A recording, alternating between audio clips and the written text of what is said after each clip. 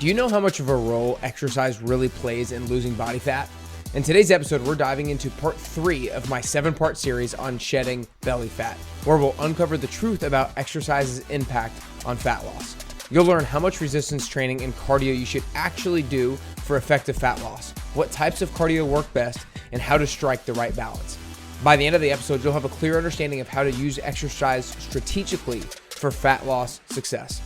Before we dive in, if you're listening on the Apple Podcast app or on Spotify, make sure you hit the follow button. And if you're watching on YouTube, make sure you hit like and subscribe down below.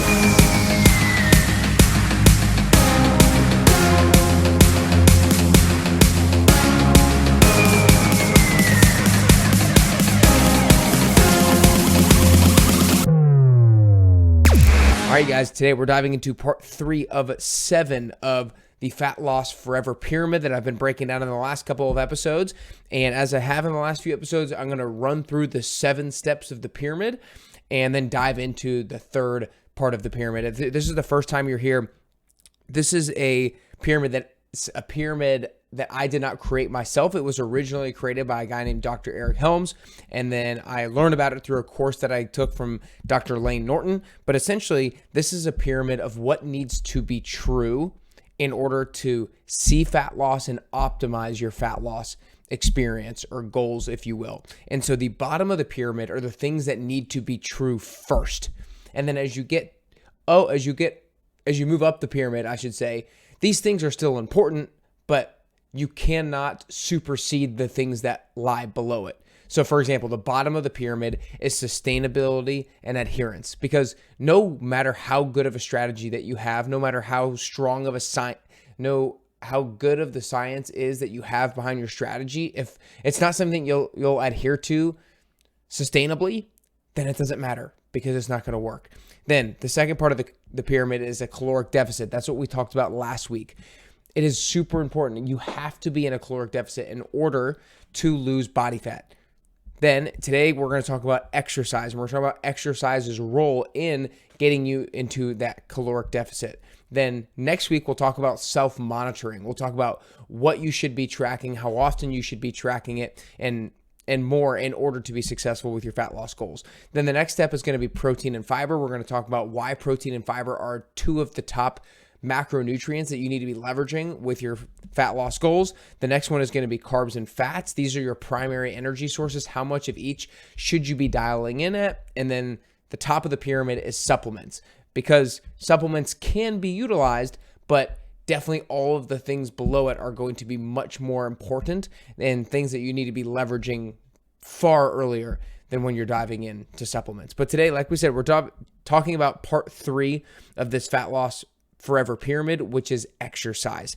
And the way that I want to start off is by reviewing total daily energy expenditure. So we talked about during last week's episode creating a caloric deficit. And what a caloric deficit means is your energy intake is less than your energy expenditure. And so you are burning more calories than you're taking in. And so let's talk about the energy expenditure side of the equation here today, because we're talking about exercise. And so total daily energy expenditure consists of basically 4 different buckets. The first of which is your basal metabolic rate, which is how many calories you're burning at rest, which accounts for about 60% of your total daily energy expenditure. Next is going to be your NEAT, your non-exercise activity thermogenesis. This is essentially the movements that you do that are outside of your intentional exercise. That's going to be your walking to the grocery store. That's going to be your fidgeting with your hands, etc. And then the third one is going to be your thermic effective food. And that's going to account for 10 to 15%. I'm not sure if I said for NEAT, it's about 25%. Your thermic effective food is going to account for 10 to 15% of your total daily energy expenditure. And your thermic effective food is the amount of calories that your body burns simply breaking down, digesting, and absorbing the foods that you eat. And then lastly, the fourth and final and smallest bucket of your total daily energy expenditure is your EAT, your exercise activity thermogenesis. And this is your planned exercise that you do during the day, your resistance training, your cardio, your swimming, your biking, your yoga, anything that is your intentional exercise. This is your EAT. So your BMR is about 60%. Your NEAT is about 25%. Your thermic effective food is about 10 to 15%.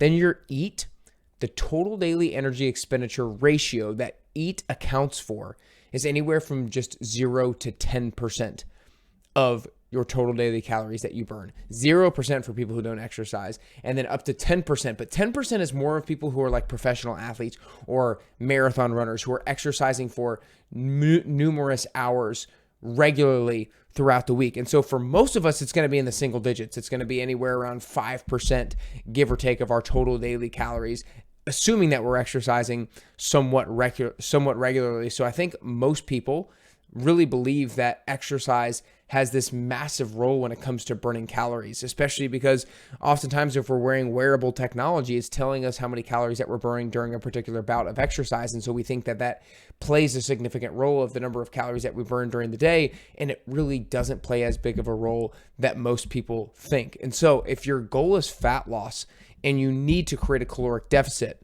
some people think that leveraging exercise is the most important thing that you can do, when really leveraging nutrition is the easiest way to go about it. Because if you keep eating the same foods over and over again, you really have to exercise a ton in order to create enough of a caloric deficit in order to start losing body fat. So the deficit can be achieved through diet alone, but then you do want to make sure that you also supplement with exercise, because if you're trying to achieve a caloric deficit just with your diet alone and not exercise, then that can work, but sometimes that can get too unpleasant and too unsustainable, because then your calories have to get too low. And so exercise does definitely help you on the caloric expenditure side of things in creating that calorie deficit. It's just that leveraging nutrition is going to be definitely one of the ways that you want to do it most. I really think that when some people say that 80% of it is nutrition and 20% of it is fitness, it's really talking about how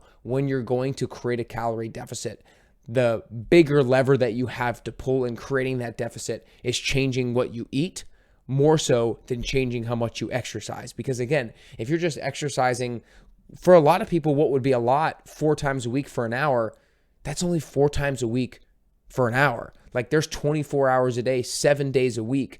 That's off the top of my head, 168 hours. I think that's right. And if you're working out for 4 hours of the 168, that's a very small window of time where you're actually accounting for extra calorie expenditure. And so we want to achieve the deficit both through nutrition and exercise, but nutrition, that's I think where a lot of people come up with this 80-20 idea.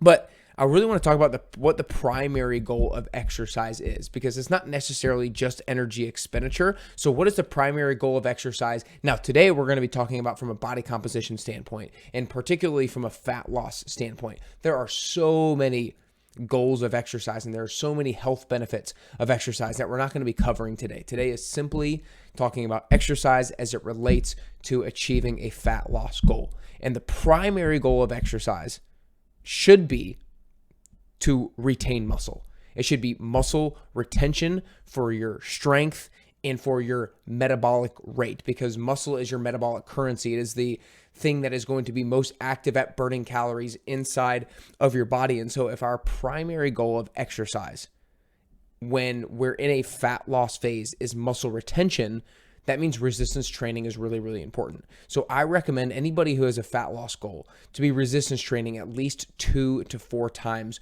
per week. And I would personally say for a minimum of 45 minutes, but more so than time, what's important is the quality of your sets.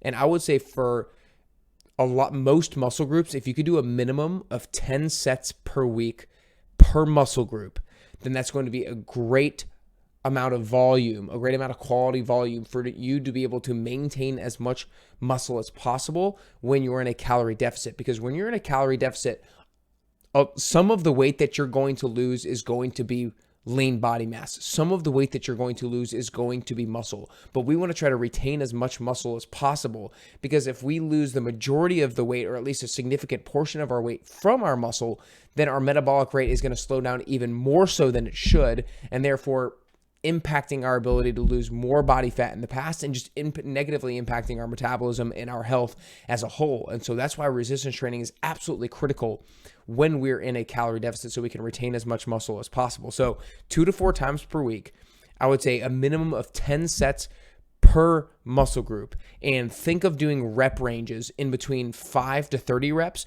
but really more specifically 6 to 15. Once you start getting north of 15 reps, then it starts to become taxing both from the standpoint of it becomes taxing, because when you're in a calorie deficit, you are feeling the effects of it on your energy to exercise. And so if your rep counts are really high, then that becomes really tough. But also when your rep counts are really high, it's just a little bit more difficult, in my opinion, to keep really good form and to keep the mind-muscle connection and to get close enough to failure in order to stimulate muscle growth. So 6 to 15 reps is really a good sweet spot that I like to stay in when it comes to resistance training, especially in a calorie deficit with the goal of maintaining muscle.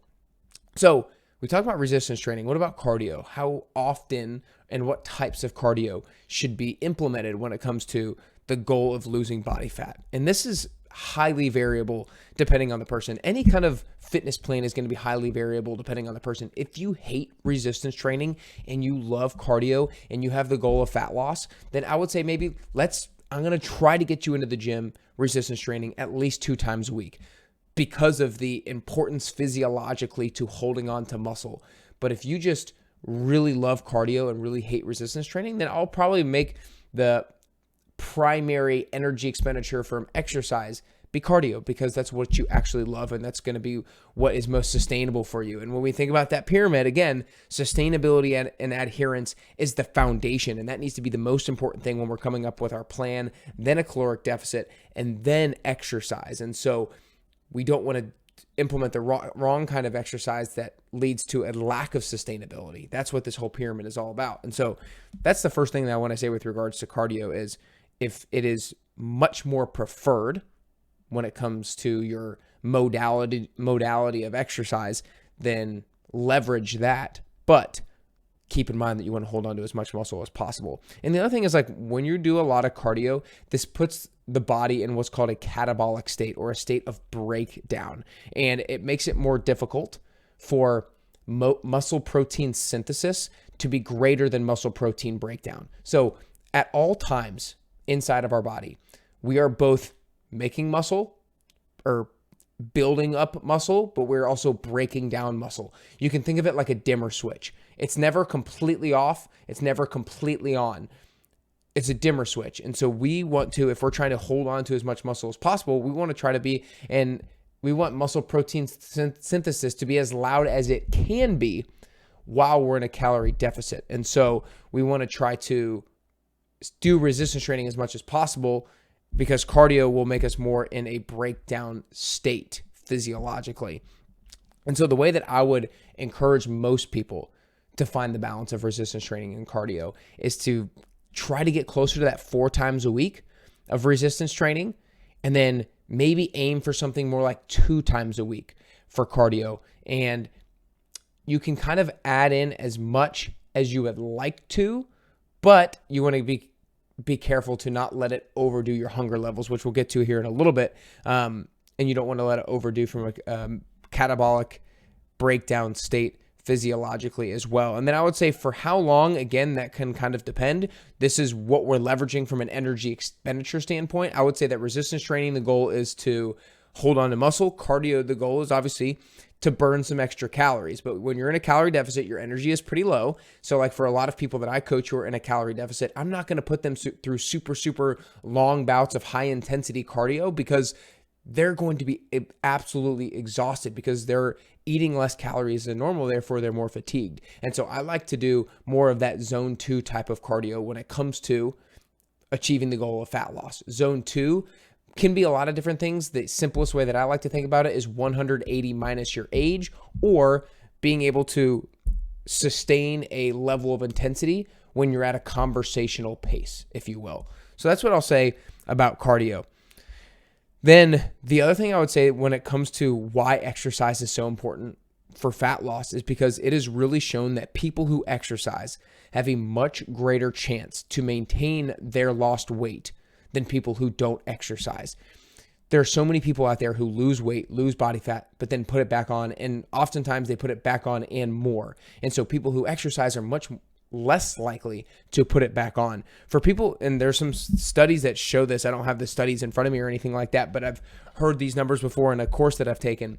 But for people who have lost weight, of the people who maintained their weight loss, over 70% of these people exercised. And so the exercise helped them, presumably, to keep the weight off. of people who regained weight after having weight loss, less than 30% of those people exercised. So less than 30% of the people who gained weight back exercised. That means some of them who gained weight back were exercising, but a lot of them were not. And so maybe that was presumably one of the things that caused them to gain the weight back on was not exercising.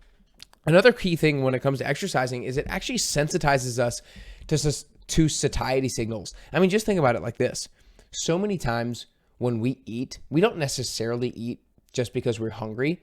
We eat because we're bored. We eat because we're not doing anything. We eat because we're stressed out, we're emotional, we're anxious. We eat for any number of different reasons. And when we're exercising for an hour a day, a lot of the days of the week, those are times of the day when we're not eating because we're exercising. And then oftentimes, you guys probably have experienced it, you're not necessarily really, really hungry right after you eat. It suppresses your satiety signals, and not everybody exactly knows why that is. It could potentially be in the hypothalamus, an area of the brain that suppresses the satiety signals from exercise. But one thing is apparent is you can't overdo it. If you overdo it on exercise, you can definitely become super, super hungry. And so you don't want to go to the extremes of causing yourself to be excessively hungry, therefore consuming excessive amounts of calories. The main thing that I really want to get you guys today, kind of in summary, when it comes to exercise in this fat loss forever pyramid, is that exercise is not the primary driver of weight loss per se. It can play a role, no doubt about it, but leveraging nutrition in order to get into a calorie deficit is the thing that we should be leveraging most. Exercise can definitely be a tool and can definitely be a role, though, in creating that calorie deficit. It should largely, though, be leveraged for muscle maintenance in order to keep our metabolism high, and also should be leveraged with regards to reducing hunger and to give us a little bit of extra energy expenditure as well. And I honestly think one of the most important things when it comes to exercise and fat loss is the importance of the identity transformation that it provides you. When you see yourself as the type of person who exercises, you see yourself as the type of person who prioritizes their health. And so oftentimes exercising consistently can be the first domino to other healthy habits. It can be the first domino to eating healthy. And then it can be a domino to sleeping well. It can be the domino to drinking enough water, to drinking less alcohol, all these things, right? So while exercise might not physiologically be, let's say, the thing that creates the big calorie deficit, it can be the first domino that leads to things that allow you to create a calorie deficit. So I know, for example, when I go to the grocery store after having done a great workout, I don't want to get unhealthy food. I'm feeling healthy. I'm feeling great. So I'm making healthy choices at the grocery store. And that's just one example of how exercising consistently can transform the way that you view yourself and transform your self-identity. And obviously, there are so many other health benefits to exercise that far extend past the benefits that I can provide you when it comes to body fat loss goals. But those are topics that we've covered in past episodes that we'll cover in future episodes as well. But I hope you've enjoyed today. I hope you've learned something with regards to the role that exercise plays in fat loss. Obviously, I'm a fitness trainer, so I love exercise. But again, keep in mind that it is not necessarily the primary driver to creating that calorie deficit. And also keep in mind that you should do the type of exercise that you will adhere to and that you will be consistent with, but just know the importance of resistance training and the cardio and that balance when it comes to optimal fat loss and optimal body composition. I hope you enjoyed today. I hope you share this episode with a friend or family member who loves exercise or who maybe doesn't love exercise and needs to get motivated to do it, or maybe has body composition or fat loss goals. And make sure you follow the podcast. If you're listening on the Apple Podcast app or on Spotify, hit that follow button now, y'all. This is part 3 of 7 of this 7-part series that we're covering the fat loss forever pyramid. Again, this is not a pyramid that I came up with. It's a pyramid that a guy named Dr. Eric Helms came up with that I then heard through a course that I took through Dr. Lane Norton. And it really breaks things down super clearly in a manner through which that tells you what the priorities are in which order and why they are what they are. So I'm excited to continue to share the next 4 in the upcoming weeks, the next of which is going to be self-monitoring. We're going to be covering how you should be tracking your progress so that you can get maximal results, how often, what you should be tracking, and so much more. So make sure you're tuning in for that episode next week as well. If you're watching on YouTube, hit that like and subscribe button down below. I really appreciate you guys tuning in. I hope today helps you get closer to your health and fitness goals. And ultimately, I hope it gets you closer and closer to your best you.